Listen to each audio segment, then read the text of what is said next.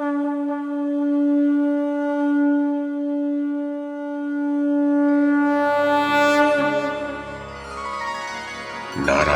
नमस्कृत्य नरं चैव नरोत्तमं देवीं सरस्वतीं व्यासं ततो जयमुदीरयेत्। ओम नमो भगवते वासुदेवाय, ओम नमः पितामहाय, ओम नमः प्रजापतिभ्यः, ओम नमः कृष्णद्वैपायनाय, ओम नमः सर्वविघ्नविनायकेभ्यः।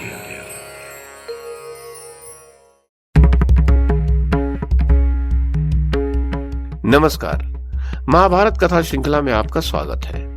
श्रीमन महर्षि वेद व्यास द्वारा रचित महाकाव्य महाभारत को एक कथा श्रृंखला के रूप में प्रस्तुत करते हुए पिछली कड़ी में मैंने मूल संस्कृत ग्रंथ के प्रथम पर्व, जो आदि पर्व के नाम से प्रसिद्ध है, उसके 5वें उपपर्व आस्तिक पर्व में कही गई गरुड़ के जन्म की जो कथा है उसे आपको सुनाया था।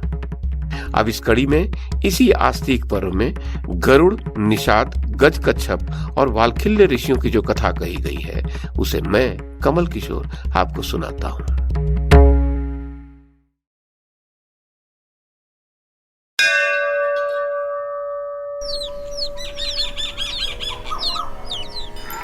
उग्र शिवाजी कहते हैं, सर्पों की यह बात सुनकर गरुड़ अपनी माता से बोले, मां, मैं अमृत लाने के लिए जा रहा हूं, किंतु मेरे लिए भोजन सामग्री क्या होगी ये मैं जानना चाहता हूं।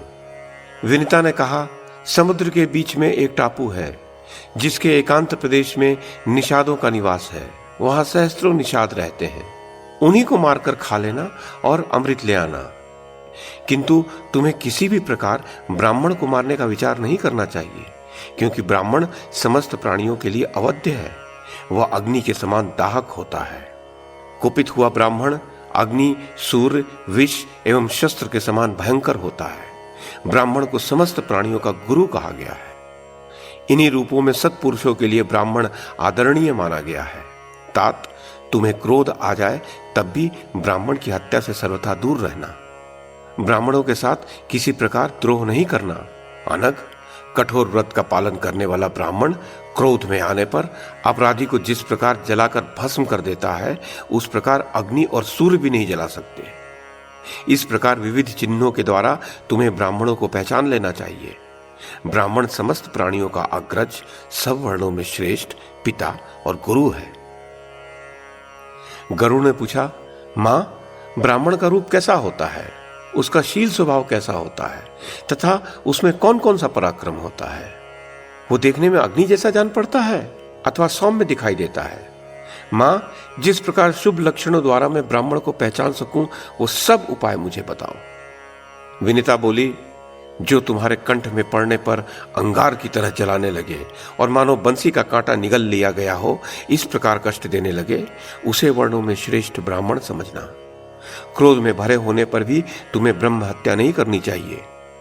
विनिता ने पुत्र के प्रति स्नेह होने के कारण पुनः इस प्रकार कहा, बेटा, जो तुम्हारे पेट में पच न सके उसे ब्राह्मण जानना। विनिता पुत्र के अनुपम बल को जानती थी, तो भी नागों द्वारा ठगी जाने के कारण बड़े भारी दुख से आतुर हो गई थी। अतः अपने पुत्र को प्रेम पूर्वक आशीर्वाद देने लगी। बेटा, वायु तुम्हारे दोनों पंखों की रक्षा करें, चंद्रमा और सूर्य पृष्ठ भाग का संरक्षण करें, अग्निदेव तुम्हारे सिर की और वसुगण तुम्हारे संपूर्ण शरीर की सब ओर से रक्षा करें। पुत्र, मैं भी तुम्हारे लिए शांति एवं कल्याण साधक कर्म में संलग्न हो यहाँ निरंतर कुशल मनाती रहूंगी। वत्स, तुम्हारा मार्ग विघ्न रहित हो, तुम अभीष्ट कार्य की सिद्धि के लिए अब यात्रा करो। उग्र शिवाजी कहते हैं, शौनक आदि महर्षियों, माता की बात सुनकर महाबली गरुड़ पंख पसार कर आकाश में उड़ गए तथा क्षुधातुर काल या दूसरे यमराज की भांति उन निषादों के पास जा पहुंचे। उन निषादों का संहार करने के लिए उन्होंने उस समय इतनी अधिक धूल उड़ाई कि वो पृथ्वी से आकाश तक छा गए। वहां समुद्र की कुक्षी में जो जल था उसका शोषण करके उन्होंने समीपवर्ती पर्वतीय वृक्षों को भी विकंपित कर दिया। इसके बाद पक्षीराज ने अपना मुख बहुत बड़ा कर लिया और निषादों का मार्ग रोककर खड़े हो गए। तदनंतर वे निषाद उतावली में पड़कर उसी ओर भागे जिधर सर्पभोजी गरुड़ का मुख था।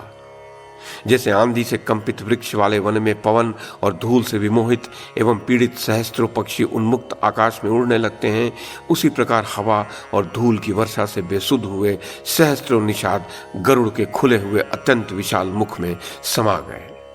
तत्पश्चात शत्रुओं को संताप देने वाले अत्यंत चपल, महाबली और क्षुधातुर पक्षीराज गरुड़ ने मछली मारकर जीविका चलाने वाले उन अनेकानेक निषादों का विनाश करने के लिए अपने मुख को संकुचित कर लिया।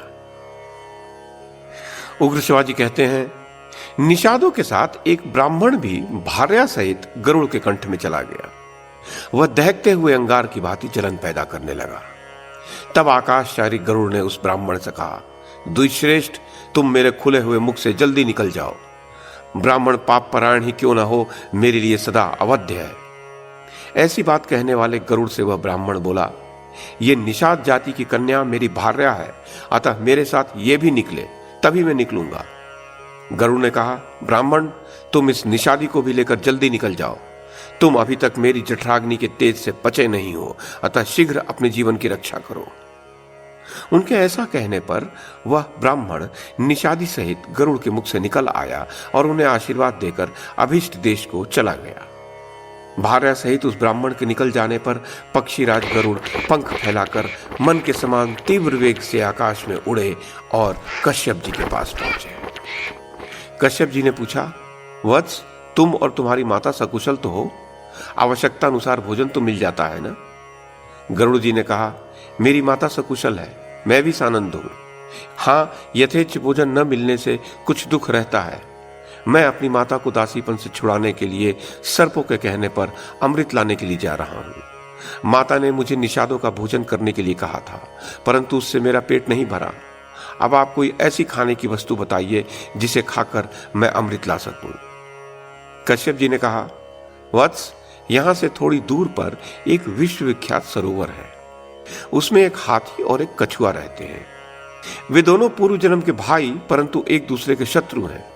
वे अब भी एक दूसरे से उलझे रहते हैं। इसे समझने के लिए तुम उनके पूर्व जन्म की कथा सुनो।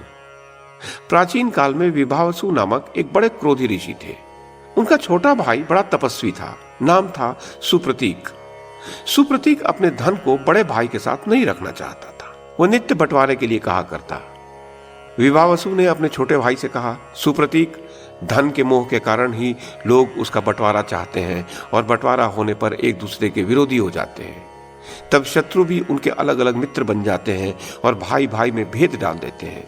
उनका मन फटते ही मित्र बने हुए शत्रु दोष दिखा दिखाकर वैर भाव बढ़ा देते हैं।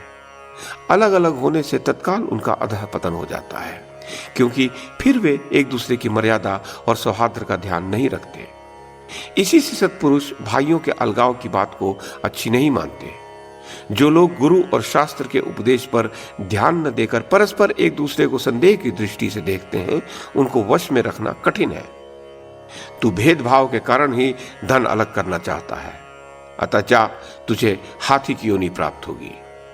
सुप्रतीक ने कहा, मैं हाथी होऊंगा तो तुम कछुआ होगे।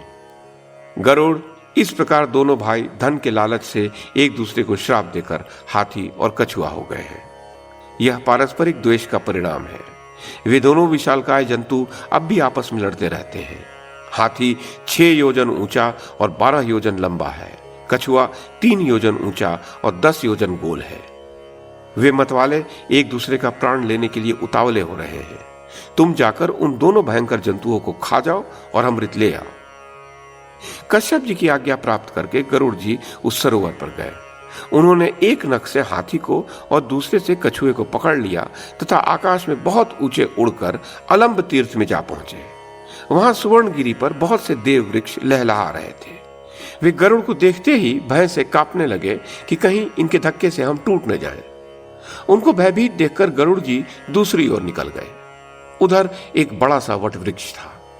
वट वृक्ष ने गरुड़ जी को मन के वेग से उड़ते देखकर कहा कि तुम मेरी 100 योजन लंबी शाखा पर बैठकर हाथी और कछुए को खा लो।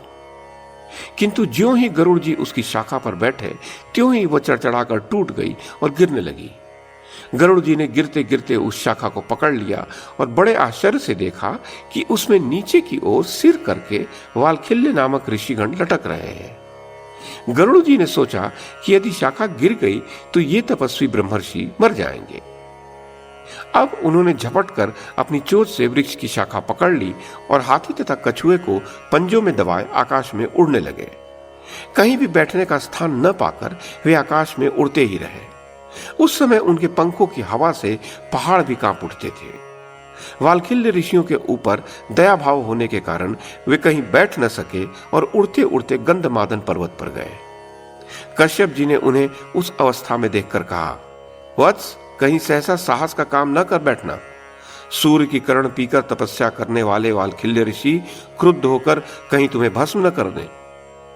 पुत्र से इस प्रकार कहकर उन्होंने तपशुद्ध वालखिल्य ऋषियों से प्रार्थना की, तपोधनो, गरुड़ प्रजा के हित के लिए एक महान कार्य करना चाहता है, आप लोग इसे आज्ञा दीजिए। वालखिल्य ऋषियों ने उनकी प्रार्थना स्वीकार करके वट वृक्ष की शाखा छोड़ दी और तपस्या करने के लिए हिमालय पर चले गए। गरुड़ जी ने वह शाखा फेंक दी और पर्वत की चोटी पर बैठकर हाथी तथा कछुए को खाया।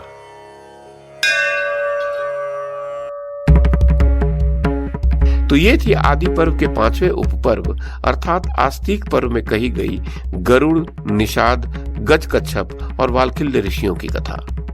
इस कड़ी में बस इतना ही। अगली कड़ी में इससे आगे की कथा सुनाऊंगा। YouTube के माध्यम से महाभारत की कथा को एक श्रृंखला के रूप में प्रस्तुत करने का हमारा यह प्रयास यदि आपको सराहनीय लगा हो तो कृपया इस कड़ी को लाइक और शेयर करें, चैनल को सब्सक्राइब करें और बेल आइकन को दबाएं। साथ में अन्य लोगों को भी देखने के लिए प्रेरित करें। धन्यवाद और नमस्कार।